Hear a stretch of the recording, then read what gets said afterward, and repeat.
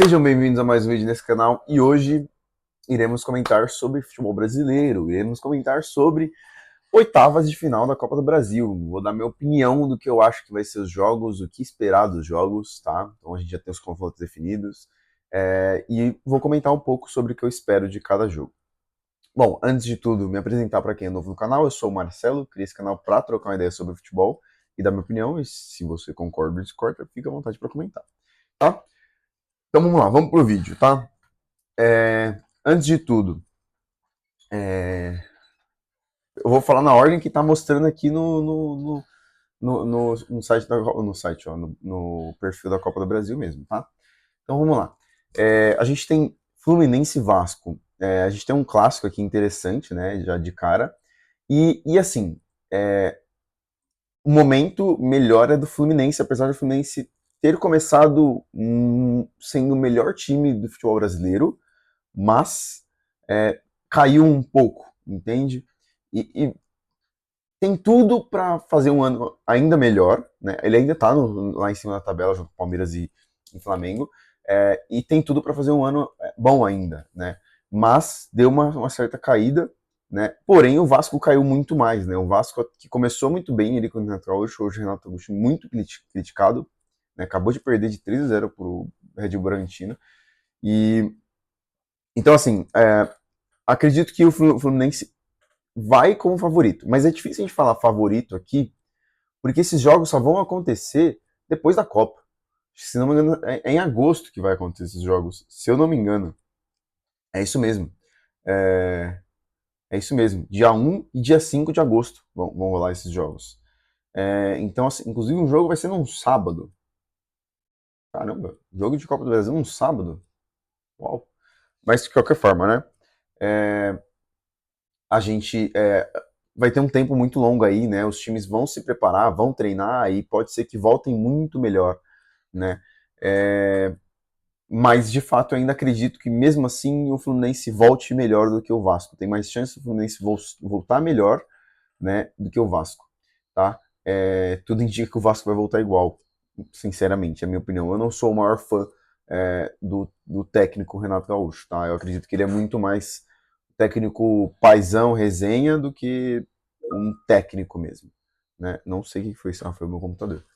Bom, e a gente vai para Corinthians e Internacional. Aqui a gente tem um confronto até que interessante, tá? O Corinthians, que é um time que no Brasileirão vai muito mal, tá? No Brasileirão vai muito mal, porém, na Libertadores vai muito bem, né? Inclusive, eu acredito que o Corinthians será o, o grande, né? O líder, né? Geral da Libertadores. Então, assim, é uma temporada do Corinthians muito ruim, perdão, muito ruim no Brasileirão, mas muito boa na Libertadores. Porém, novamente, é uma incógnita por conta desse 2 meses que a gente tem vagos aí, onde pode ser que os times melhorem muito, né? Ou piorem muito também, pode acontecer. Pode ser que o Diniz implemente o trabalho dele, que ele geralmente fez nos trabalhos, nos outros clubes, que ele não fez ainda no Corinthians, né? O Corinthians não joga do jeito Diniz, né? Então, é um, é um, é um ponto de atenção, de asterisco aqui, né? O Inter que não faz uma temporada tão ruim quanto a última, mas também não é muito boa. Então, assim, mais ou menos. Acho que é um confronto bem equilibrado, porém eu acho que o Corinthians é favorito aqui, por muito da questão de estar muito bem na Libertadores e conseguir jogar bem. Né? Só não consegue jogar bem no Brasileirão, mas consegue jogar bem na Libertadores. Então já é um ponto a mais diferente do Internacional. Tá? Então eu acredito que o Corinthians vem como favorito aqui. Depois a gente tem Grêmio e Mirassol. Aqui é complicado, tá? Grêmio e Mirassol. Por quê? Mirassol classificado na Libertadores já antes da última rodada, né? Acabou classificando em segundo colocado, né? Atrás da LDU, mas é, classificou já antes da primeira rodada. E acredito que o último jogo até foi com o time reserva, né? É, mas o Mirassol, por outro lado, está na zona de rebaixamento do Brasileirão hoje, né? e acho que desde o começo do campeonato está na zona de rebaixamento. Não faz uma temporada muito legal, uma temporada de brigar por rebaixamento e jogar Libertadores e jogar a Copa do Brasil. São muitos jogos para um elenco não tão grande assim. Então é muito complicado. Porém, Mirassol e todos os outros clubes estão voltando, vão estar indo para esse jogo dia 1 e dia 5 de agosto, pós 2 meses sem jogar. Então são 2 meses onde a moto, onde os clubes vão descansar, vão dar um pouco de férias provavelmente para os jogadores. Então assim, são 2 meses onde o clube consegue se encaixar novamente e voltar com todo mundo 100%. Né? Essa é a ideia, pelo menos. Né? É o esperado.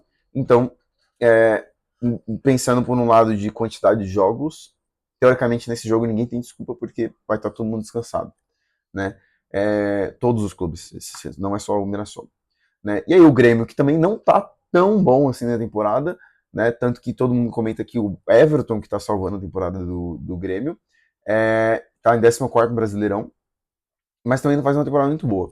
Aqui eu fico muito em dúvida de quem classifica, tá? Eu não confio nem um pouco no Grêmio, não confio nem um pouco no Grêmio, não acho que o Mirassol jogue o que jogou ano passado, para ao ponto de eu falar, não, Mirassol é favorito, joga futebol muito bom. Então, é complicado aqui, mas, cara, é difícil falar aqui. Eu vou chutar uma zebra aqui, tá? Apesar de eu achar que o Grêmio vai passar, eu vou torcer para o Mirassol aqui. Eu vou falar que o Mirassol passa aqui. Tá? Aí a gente tem Vitória, que eliminou o Flamengo, e Atlético Paranaense.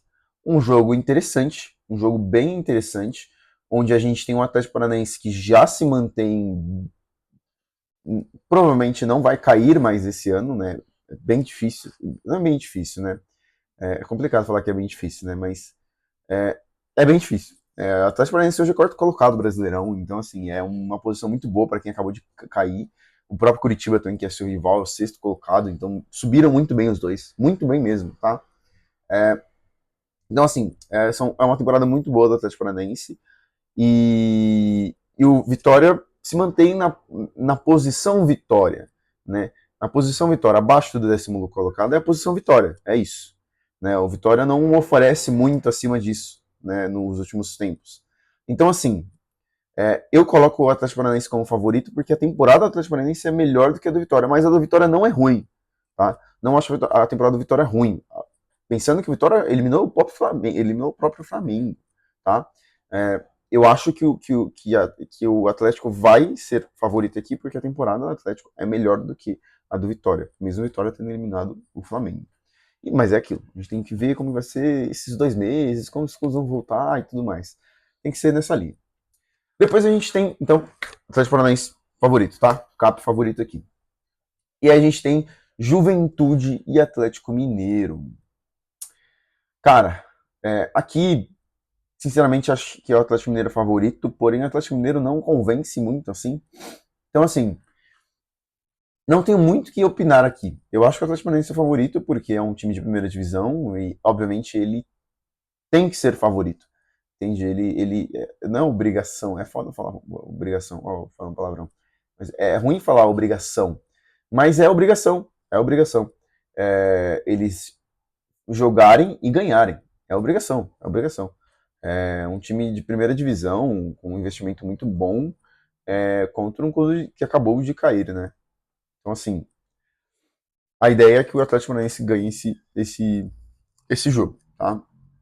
Mas não ficaria surpreso do Juventude ganhar, porque Juventude não é um time ruim, e o Atlético Mineiro é um time que é muito inconsistente. Né? Muito inconsistente, a temporada não é boa também. Tá? E aí a gente vai para Santos e Remo. Aqui é complicado, cara. Aqui é complicado. A gente está falando de dois clubes de zona de rebaixamento do Brasileirão. O Santos com Sul-Americana também, além da Copa do Brasil e Brasileirão. Mas são dois clubes de zona de rebaixamento, cara. Dois clubes de zona de rebaixamento. Cara, é muito, muito complicado aqui, cara.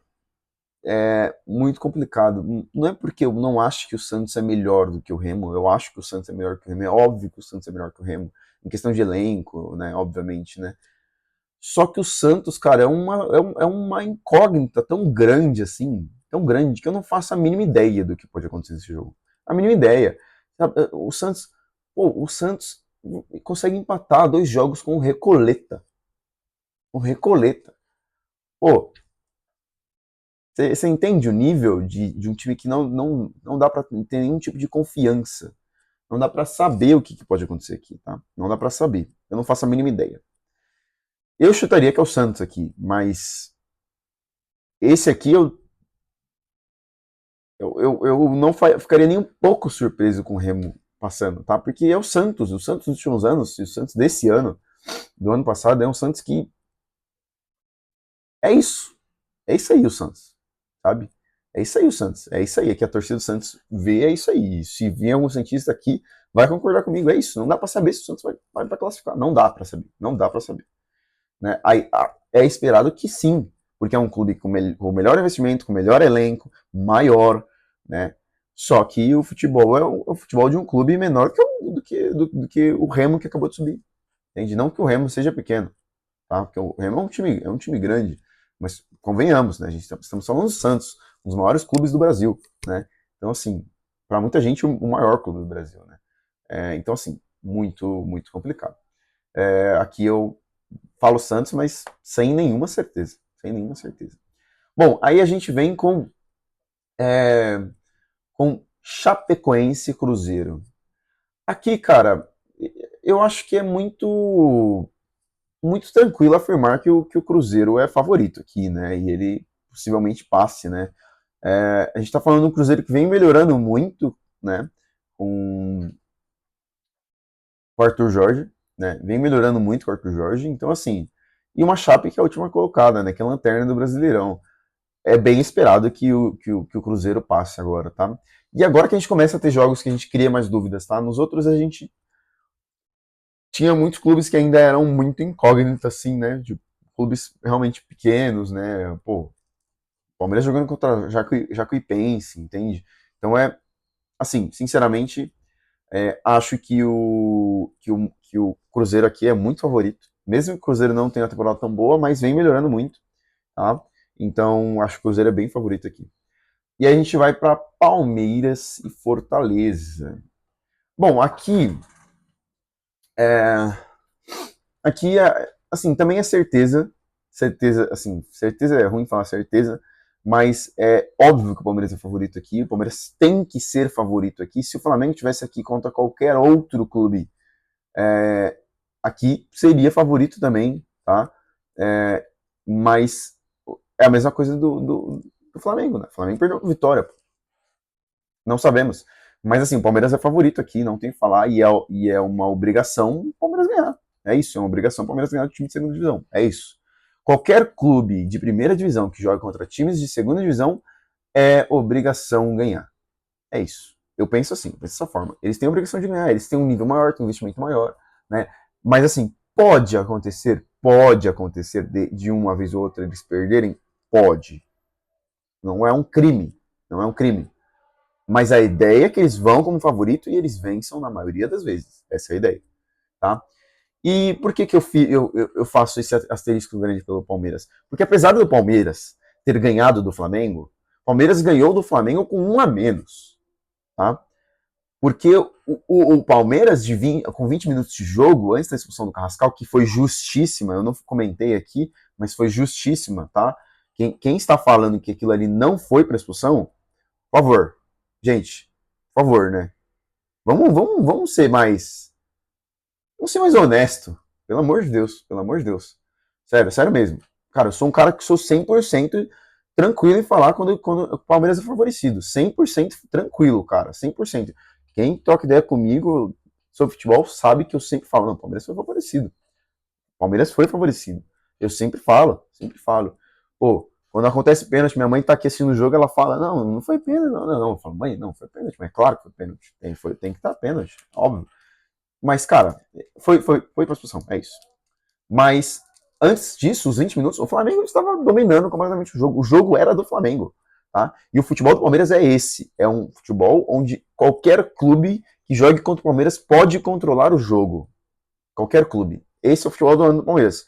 Então, assim, o Palmeiras ganha do Flamengo de 3-0, mas eu continuo criticando o Abel Ferreira. Tá? Eu não vou parar de criticar o Abel Ferreira.